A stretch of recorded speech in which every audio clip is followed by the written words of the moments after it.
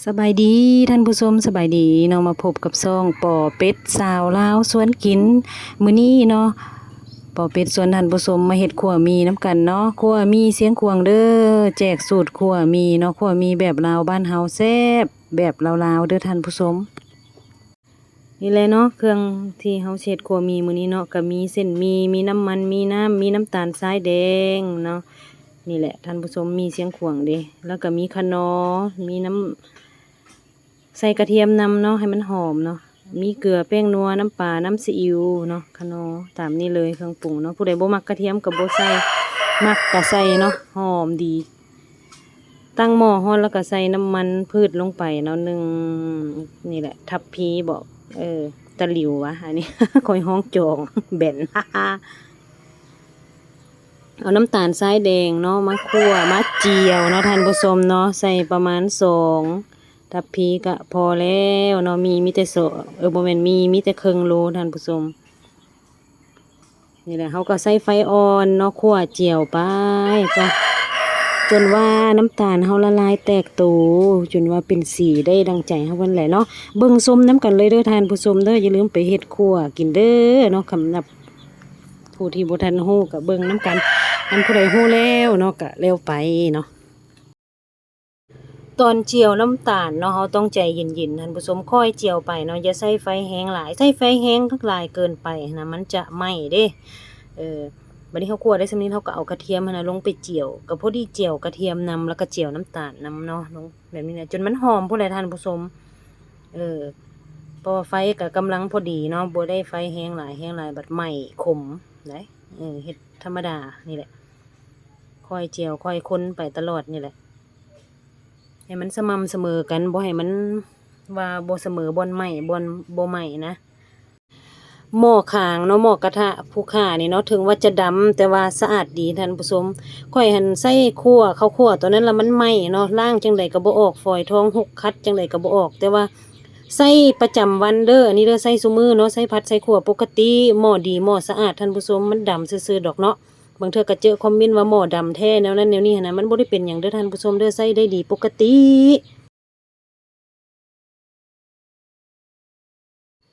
เติมน้ำใส่เนาะหลังจากที่เราคั่วน้ำตาลเนาะเป็นสีได้ดังใจเราแล้วเนาะกระเทียมก็พอดีหอมเนาะบัดนี้เรามาปรุงเนาะปรุงเครื่องปรุงท่านผู้ชมใส่เกลือเนาะใส่แป้งนัวใส่น้ำตาลเนาะน้ำตาลแดงมื้อละ2 บวงเนาะถ้าผู้ใดมักหวานก็ใส่3 บวงสดแกงเนาะใส่ซีอิ๊วใส่น้ำปลาเนาะใส่ซีอิ๊วน้ำปลาเนาะแนวละ1/2 บวงก็ได้เพราะว่ามีเฮา1/2 โลท่านผู้ชมเนาะมีบ่หลายมีโลหนึ่งก็ใส่หลายแน่เนาะแล้วก็คนๆเนาะให้เข้ากันซิมเบิ่งรสชาติท่านผู้ชมแล้วเฮาก็เล็งไฟแห้งๆให้ฝุดแห้งเฮาเอามีมาคั่วช่วงเฮาเอามีลงไปคั่วนี่เฮาต้องเล็งไฟแห้งๆเนาะล้างมีเรียบร้อยแล้วมาใส่เนาะคั่วท่านผู้ชมช่วงนี้แม่นสปีดเนาะใส่ไฟแห้งๆเนาะเส้นมีเฮาจะบ่เละบ่ขาดเนาะจังซี่แหละท่านผู้ชม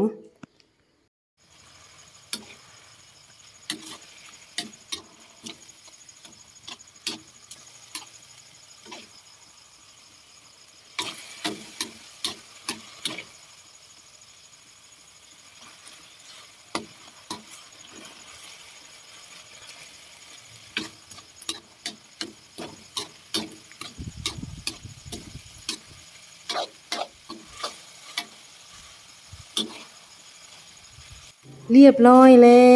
วเนาะเรียบร้อยแล้วได้แล้วพี่น้องปิดไฟแบบนี้นะเนาะเส้นกำลังอ่อนพอดีแซ่บหลังจากนั้นเขาก็จะไปทอกใส่พระธาตุเนาะยงให้มันเย็นทานผู้ชมอันนี้มันเขาจะใส่ไม้ทูยงเนาะเส้นเนาะให้มันบ่ฮ้อนหลายทานผู้ชมให้มันเย็นไวๆให้มันแยกจากกันบ่ให้มันติดกันเป็นก้อนนะเนี่ยแบบนี้เนาะวิธีของค่อยเนาะขัวมีแต่ละคนบ่คือกันบางคนก็ทอกใส่3 กะละมังแล้วก็ฟัดเอาคือฟัดเข้านี่แหละเนาะให้มันเย็นแดจักบาทปะพักไว้แล้วเราก็จะมา ใจออกให้เป็นเส้นสวยงามแล้วก็เอาไปขายหรือว่าจัดใส่จานกินเนาะท่านผู้ชมสำหรับผู้ที่คั่วกินเนาะหรือว่าคั่วขายคั่วจำนวนหลาย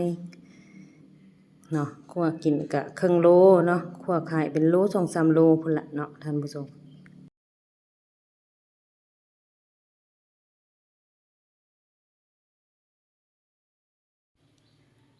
สวยงามแล้วเป็นเส้นดีแล้วเนาะหลังจากที่เย็นแล้วเนาะประมาณนี้แหละท่านผู้ชมคั่วมีเนาะสูตรของข้อยเส้นอ่อนนุ่มดีเส้นมีเสียงขวางเส้นบ่ได้ขาดได้มุนเนาะพอดีกินท่านผู้ชมส่ำนี้เนาะเด้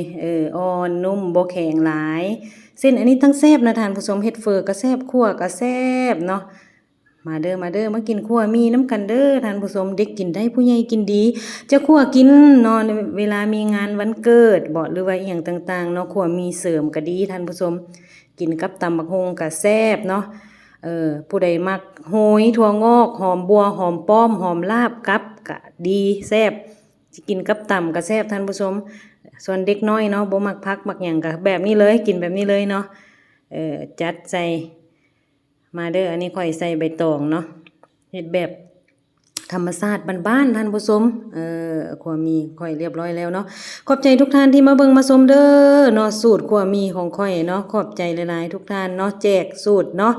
ขัวมีให้ท่านผู้ชมได้เบิ่งได้ชมเนาะขัวมีเสียงขวางไปอย่าลืมไปคั่วกินเด้อท่านผู้ชมเด้อเนาะถ้าว่ามักเนาะก็อย่าลืมกดไลค์ Subscribe กดแชร์ให้แด้เนาะคันว่าเข้ามาเบิ่งรับชมแล้วก็ได้เนาะขอบใจทุกท่านเนาะบ่ว่าจะติจะสมหยังก็อย่าเนาะท่านผู้ชมเข้ามาเบิ่งทุกคนก็ขอบมกขอบใจหลายๆเนาะพบพ่อกันใหม่คลิปหน้าเด้อมื้อนี้ไปก่อนมากินขัวมีน้ำกันพี่น้อง